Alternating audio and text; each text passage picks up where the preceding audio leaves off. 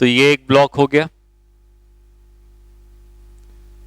इसके नीचे ये दूसरा ब्लॉक आ गया,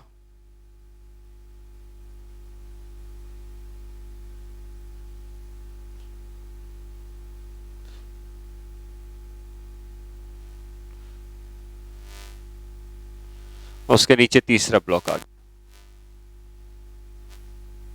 अगर तीनों ब्लॉक्स के मास दिए हैं, लेट्स से इसका मास दिया है m1 का, इसका मास दिया है m2 का, इसका मास दिया है m3 का, तो यहां पे एक नॉर्मल रिएक्शन आएगा n1 का, ये पलट किसके ऊपर लगाएगा, बिल्कुल सही बात है। यहां पे एक नॉर्मल रिएक्शन आएगा n2 का, जो कि इस सरफेस ने इसके ऊपर लगाया होगा, ये भी पलट किसके ऊपर लगाएगा। और यहां पे एक नॉर्मल रिएक्शन आएगा n3 का, जो कि ग्राउंड ने इसके ऊपर लगाया होगा। ठीक है, तो हमने एक क्वेश्चन किया था, इसमें 2 ब्लॉक्स थे।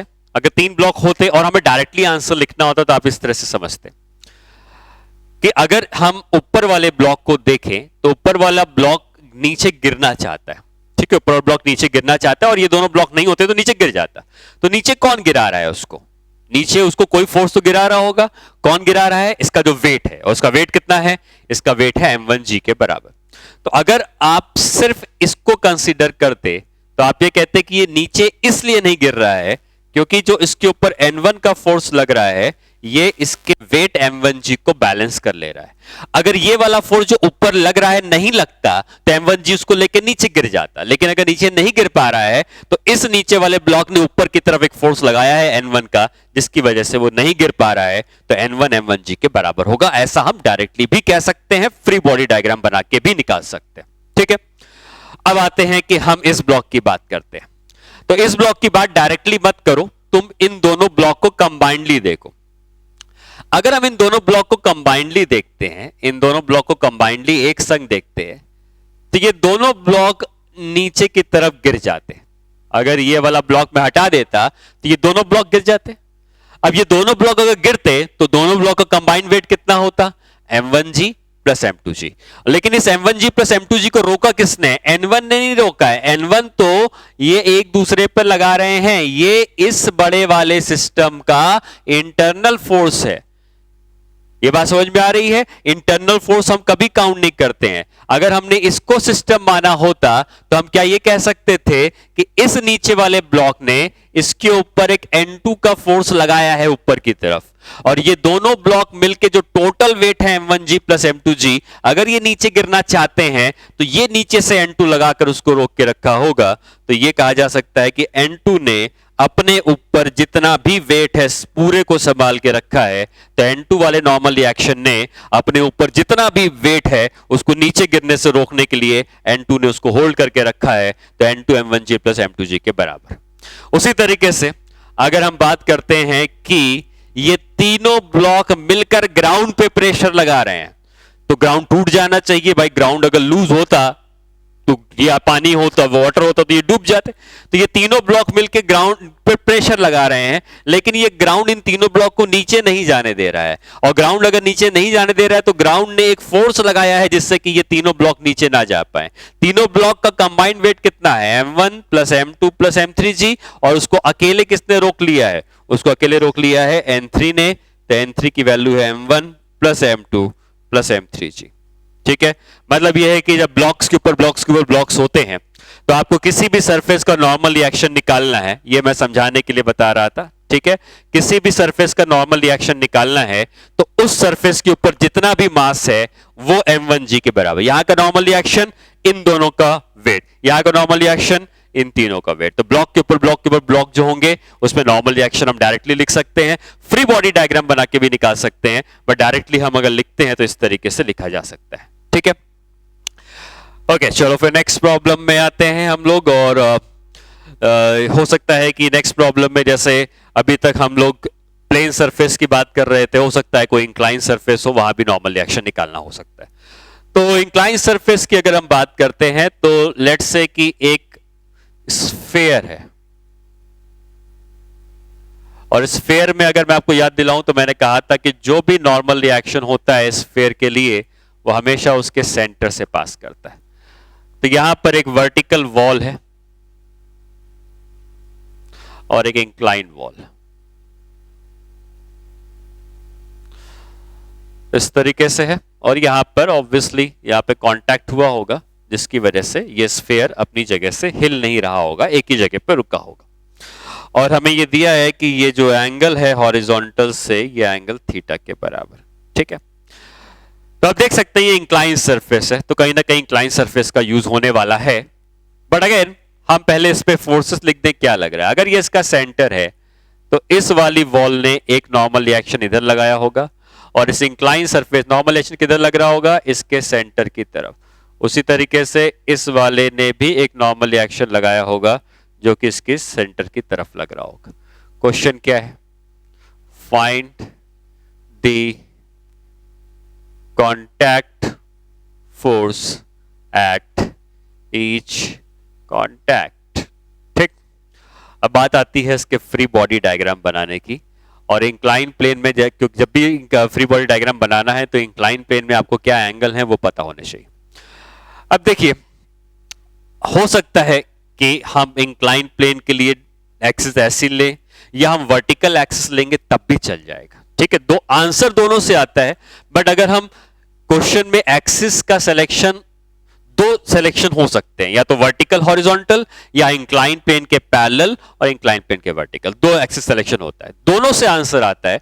एक किसी में कैलकुलेशन थोड़ी ज्यादा हो सकती है, दूसरे में थोड़ी कम हो सकती है। तो अगर मान लो मैं आपसे ये कहूं कि एक्सिस का सिलेक्शन हमें करना है और मैं दोनों तरीके से बताता हूं। मान लो मैंने एक एक्सिस ले ली वर्टिकल और एक एक्सिस ले ली हॉरिजॉन्टल, ठीक है।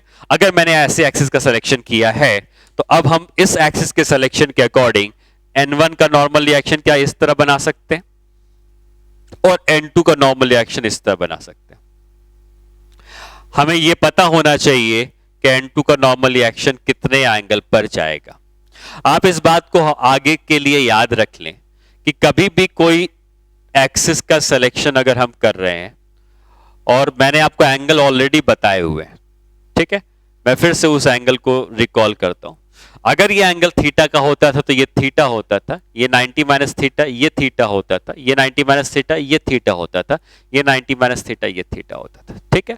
अगर आप इस डायग्राम को देखें तो नॉर्मल रिएक्शन जो N2 लग रहा है क्या इस तरफ लग रहा है, और ये वर्टिकल के संग कितना एंगल बना रहा है, थीटा। तो आगे से इस बात को क्या ध्यान रखना है तुम्हें कि अगर हमने एक्सिस का सिलेक्शन वर्टिकल और हॉरिजॉन्टल किया है और कोई भी चीज जो इंक्लाइन सरफेस के कांटेक्ट में है उस पे लगने वाला नॉर्मल रिएक्शन वर्टिकल से हमेशा थीटा एंगल बनाएगा। समझ में आई बात? फिर से समझो, अगर हमने एक्सिस का सिलेक्शन वर्टिकल और हॉरिजॉन्टल किया है तो उस सरफेस से लगने वाला नॉर्मल रिएक्शन हमेशा वर्टिकल से थीटा का एंगल बनाएगा। और अगर थीटा का एंगल बनाएगा तो हमने यहां लिख दिया, और कोई फोर्स लग रहा होगा, ऑब्वियसली इसका वेट लग रहा होगा mg के पर। ये तीन फोर्स लग रहे हैं, N1 और mg ऑलरेडी एक्सिस के लॉन्ग है, उनको हमें नहीं छेड़ना है। लेकिन जो फोर्स एक्सिस के लॉन्ग नहीं है इसको हमें दो पार्ट में ब्रेक करना है, एक पार्ट इधर आएगा और एक पार्ट इधर आएगा, ठीक। इधर कौन सा पार्ट आ जाएगा, इधर आ जाएगा, क्योंकि थीटा इसी से लगा है तो उसको हम कह सकते हैं N2 cos थीटा, और इधर लगा है दूसरा वाला फोर्स आ जाएगा N2 sin थीटा। एक बार आपने N2 को दो पार्ट में ब्रेक कर लिया, अब N2 का कोई यूज नहीं है। हॉरिजॉन्टल हॉरिजॉन्टल बराबर होंगे, वर्टिकल वर्टिकल बराबर होंगे। तो वर्टिकल में ऊपर की तरफ कितना लग रहा है, N2 cos थीटा, और कोई लग रहा है वर्टिकल नहीं, अकेला N2 cos थीटा है।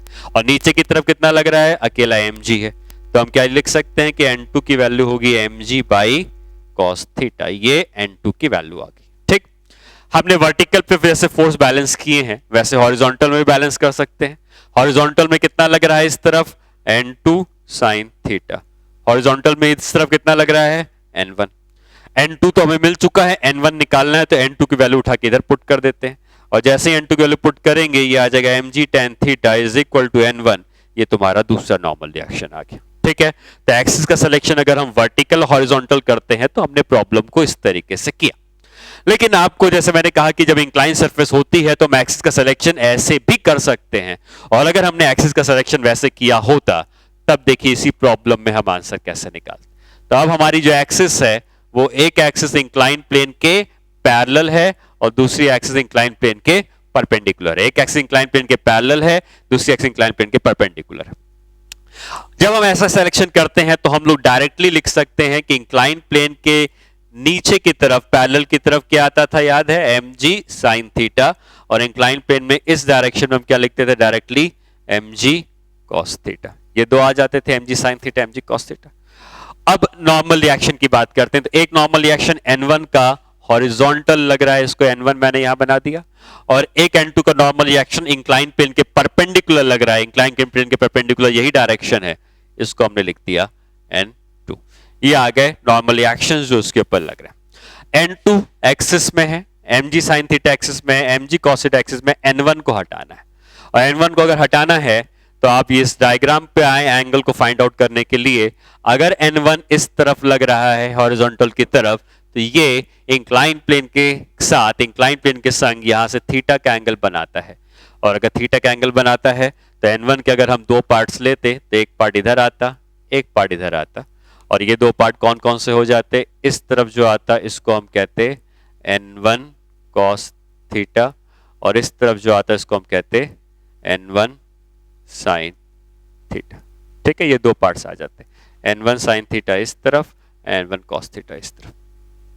अब फोर्सेस को बैलेंस करना है, ऊपर के फोर्स नीचे के बराबर, राइट के फोर्स लेफ्ट के बराबर। तो इधर कौन सा लग रहा है, N1 cos थीटा, तो हम कहेंगे N1 cos थीटा बराबर होगा mg sin थीटा के।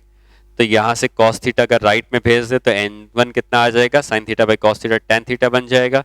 N1 हो गया mg tan थीटा, और देख सकते हो N1 की वैल्यू mg tan थीटा ही आई थी। अब क्या फोर्स बराबर करने हैं, इधर का फोर्स इसके बराबर, तो क्या लिखेंगे, N2 लग रहा है ऊपर, यहाँ पे कौन कौन से लग रहे हैं, यहाँ पे दो फोर्स लग रहे हैं, तो N2 अकेला इन दोनों के बराबर होगा। N2 is equal to N1 sin theta plus mg cos theta. तो N2 is equal to N1 की वैल्यू पुट कर दो, mg tan theta into sine theta plus mg cos theta. ठीक है, अच्छा tan थीटा होता कितना है, tan थीटा होता है sine theta by cos theta, तो sine square theta by cos theta plus mg cos theta, ये आ जाएगा। एलसीएम ले लोगे तो ये हो जाएगा mg, एलसीएम लेने से ये cos थीटा इधर चला जाएगा। ठीक है, तो ये बन जाएगा mg साइन स्क्वायर थीटा पहले से था, प्लस mg ये इधर चला जाएगा तो cos स्क्वायर थीटा बन जाएगा, और नीचे कौन सा आ जाएगा एलसीएम लेके, cos थीटा, तो cos थीटा वैसे ही लिख दिया। mg को कॉमन लेंगे, sign square theta plus cos square theta 1 होता है, तो mg बाई cos थीटा, और ये किसकी वैल्यू है, ये वैल्यू है N2 की, और यही वैल्यू N2 की आपने यहां भी निकाली थी कि N2 mg by cos theta के बराबर होता है। तो इसका मेरा मतलब यह है कहने का कि इस बात से कोई फर्क नहीं पड़ता कि एक्सिस का सिलेक्शन आप हॉरिजॉन्टल और वर्टिकल ले रहे हो या इंक्लाइन प्लेन के अलोंग ले रहे हो, आंसर दोनों से मिलते हैं। कैलकुलेशन कभी कभार किसी एक में ज्यादा होती है, किसी एक में कम होती है। ठीक है, बट हम कोशिश ये करते हैं कि इंक्लाइन सरफेस अगर होगी तो हम एक्सिस का सिलेक्शन इंक्लाइन प्लेन के पैरेलल और वर्टिकल लेंगे। आंसर दोनों से आता है, क्वेश्चन के ऊपर डिपेंड करता है कौन सा तरीका जल्दी आएगा, जिससे रिजल्ट जल्दी आएगा। ठीक है, अच्छा अब अगर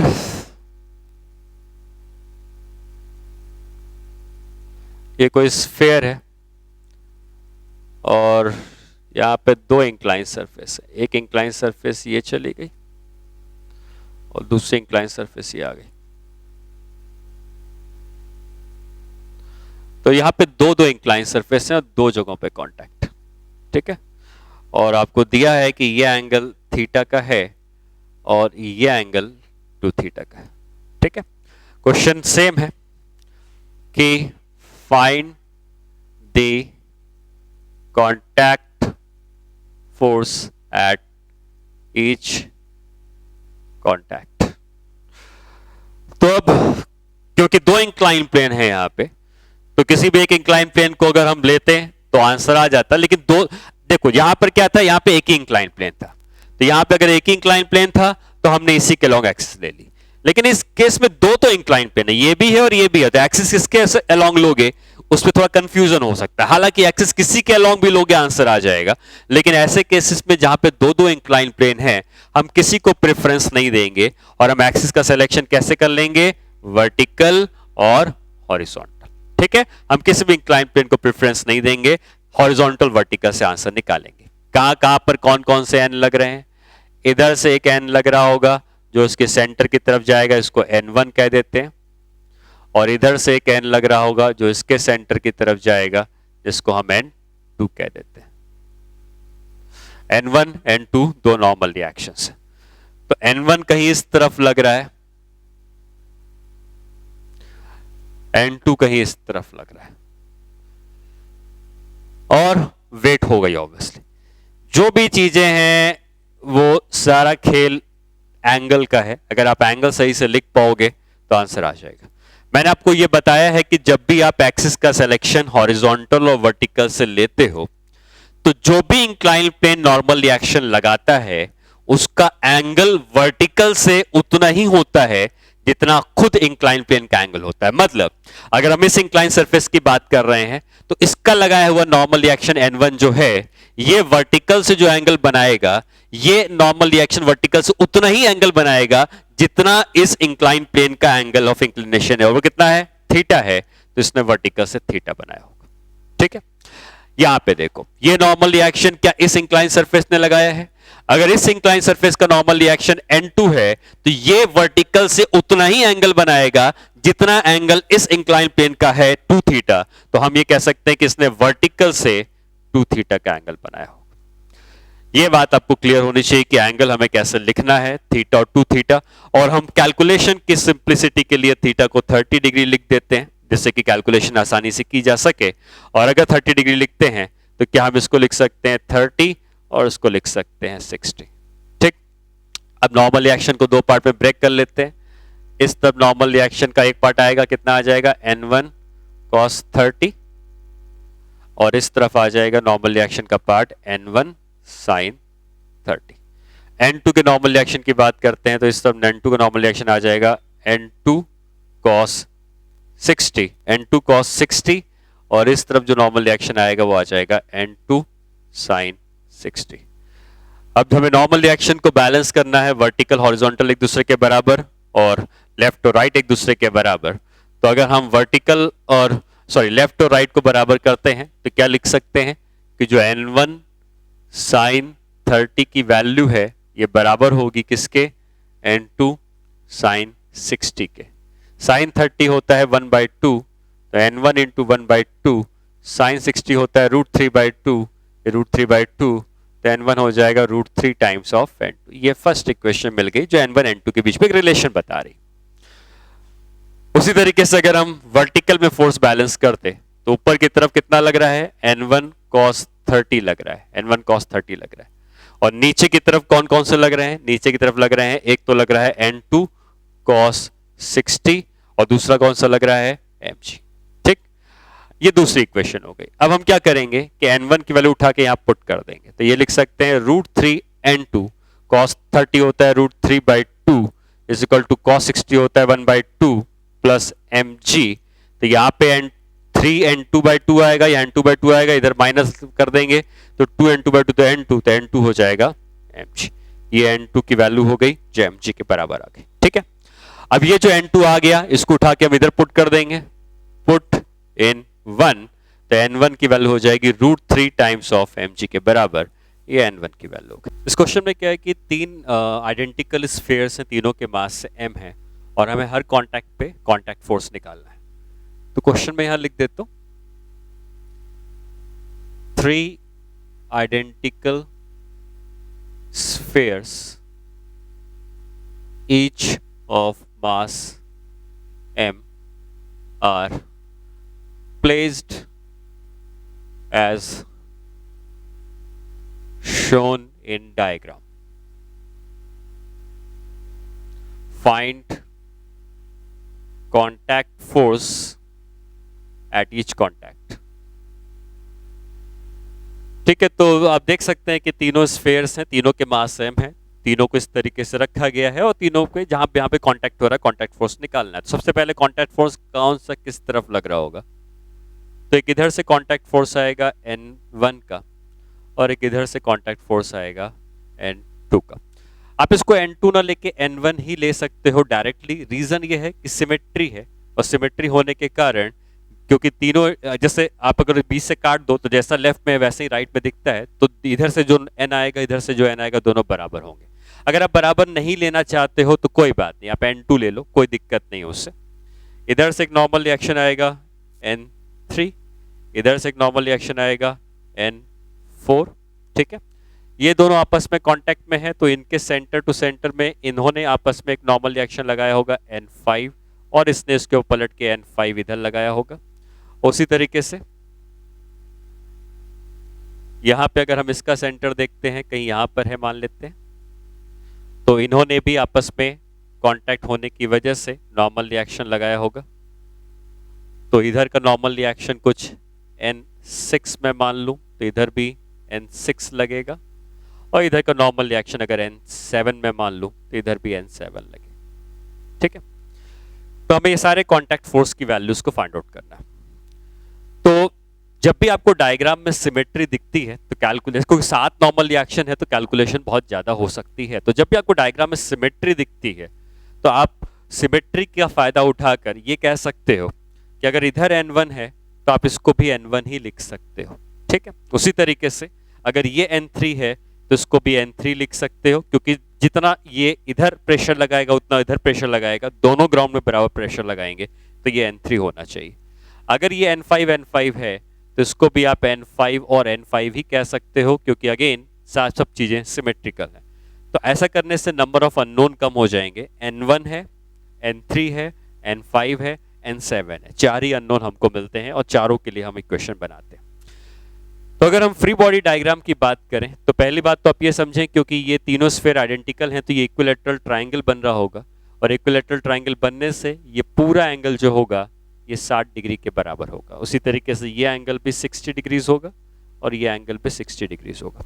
किसी भी एक स्फीयर को अगर हम उठा के उसका डायग्राम बनाते हैं, जैसे मान लेते हैं हम इसका डायग्राम बनाते हैं ऊपर वाले स्फीयर का, इस स्फीयर का नाम मैं ए देता हूं, और अगर ए का फ्री बॉडी डायग्राम बनाया जाए तो क्या क्या फोर्सेस लग रहे हैं, हमने एक एक्सिस हॉरिजॉन्टल ले ली, एक एक्सिस वर्टिकल ले ली, N5 इस तरफ लगा है कहीं पे, एक N5 इस तरफ लगा है कहीं पे, और इसका जो वेट होगा m का मास है तो mg का वेट नीचे लग रहा होगा। तो ये इसका फ्री बॉडी डायग्राम हो गया।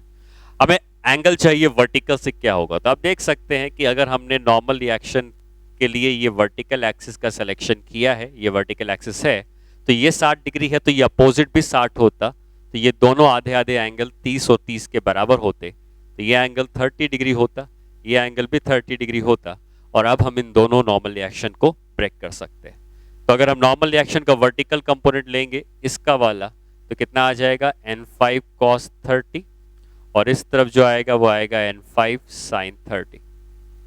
उसी तरीके से इसका कंपोनेंट लेते तो इसका भी, क्योंकि 30 है तो N5 cos 30 ही आता, तो मैं 2N5 cos 30 लिख देता हूं क्योंकि 2 बार आया है, और इस तरफ इसका नॉर्मल रिएक्शन कंपोनेंट आता है N5 sin 30। आप देख सकते हैं हॉरिजॉन्टल आपस में ऑलरेडी कैंसिल हो गए, खाली वर्टिकल को बैलेंस करना है। तो वर्टिकल में ऊपर की तरफ 2N5 cos 30 लगा है, नीचे की तरफ mg लगा है, cos 30 √3/2 होता है, तो N5 की वैल्यू आ जाएगी mg डिवाइडेड बाई √3। ये पहला नॉर्मल रिएक्शन हमको मिल गया। ठीक, अब दूसरा डायग्राम बनाते हैं हम, और दूसरा डायग्राम हम मान लो बनाते समय आप इस बात को समझे कि सिस्टम मानना हमारी मर्जी है।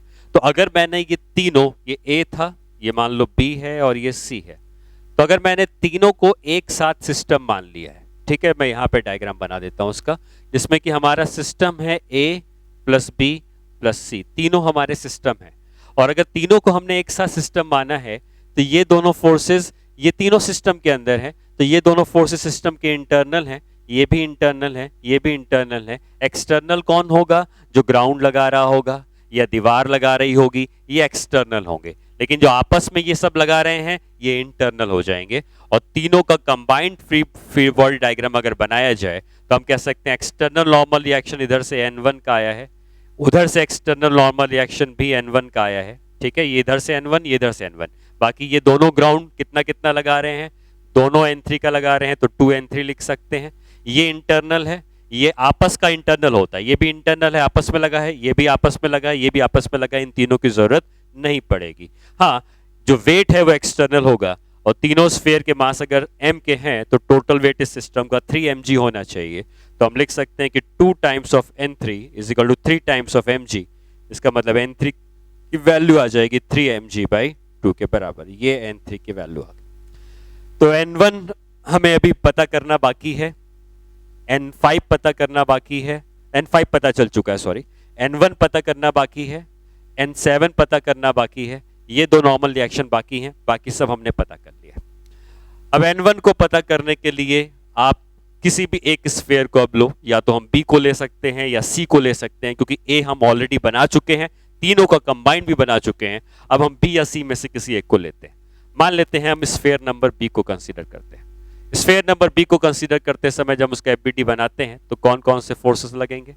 स्फीयर नंबर B पर एक N1 का नॉर्मल रिएक्शन राइट में लग रहा होगा, स्फीयर नंबर B पर N3 का नॉर्मल रिएक्शन ग्राउंड ने लगाया होगा, ये हो गया। स्फीयर नंबर B पर N5 इस तरफ कहीं पे लग रहा है, ये N5 का नॉर्मल रिएक्शन हो गया।